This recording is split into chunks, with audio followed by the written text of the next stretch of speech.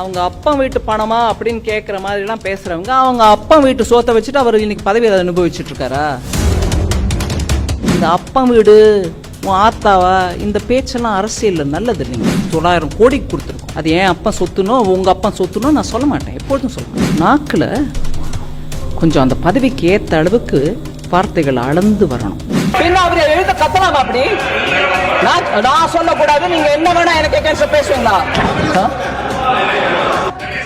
Hey, hold on ya. You can't stop me like this. I'm sorry.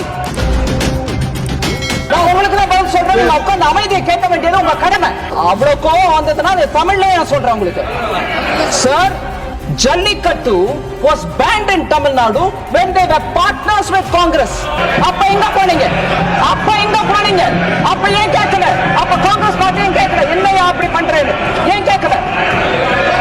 So எப்ப பாரு மோடி தான் தமிழ்நாட்டுக்கு விரோதம் சொல்றது தப்பு. அமைதியா உட்கார்ந்து கேட்கறதுக்கான தைரியம் இருக்கும் உங்களுக்கு. Second example I will say sir, அமைதியா உட்கார்ந்து கேளுங்க, தைரியம் வச்சுக்கோங்க, மனசுல திடமா இருங்க. மனசுல திடத்தோட தமிழ பதில் சொல்றேன், கேட்டுக்கிட்டு போங்க. அங்க போய் சொல்லுங்க தமிழ்நாட்டுல, சும்மா இங்க கத்தாதீங்க சார். செகண்ட் எக்ஸாம்பிள், உங்களுக்கும் கொடுப்பாங்க மைக், நீங்களும் பேசுங்க. சார், சென்னை மெட்ரோ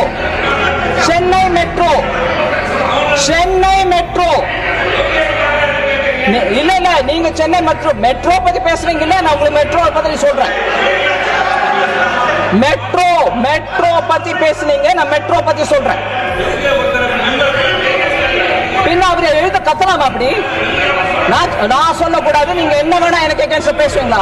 நான் பேசுவேன், அதிகாரத்தோடு பேசுறேன், அவருக்கு அனுமதி கேட்டு பேசுறேன். அவங்க கிட்ட நான் அனுமதி கேட்டு பேசுறேன். You can't tell me that I can't say. மரியாதை இல்லாம அப்படி சொல்லிட்டாங்கன்னா மெம்பருக்கு நான் சொல்லமா இல்லையா? அதுவும் அவரு தமிழ் புரியுதோ இல்லையோ? இல்லைங்க சிவா, நீங்க 2 முறை இன்னைக்கு காலையில இருந்து நான் பாக்குறேன், நீங்க நியாயத்தை பேசுறது இல்ல சிவா. நான் சாரி, உங்களுக்கு மன்னிப்போட சொல்றேன். நீங்க தயவு பண்ணி சிவா கிட்ட பேசுங்க.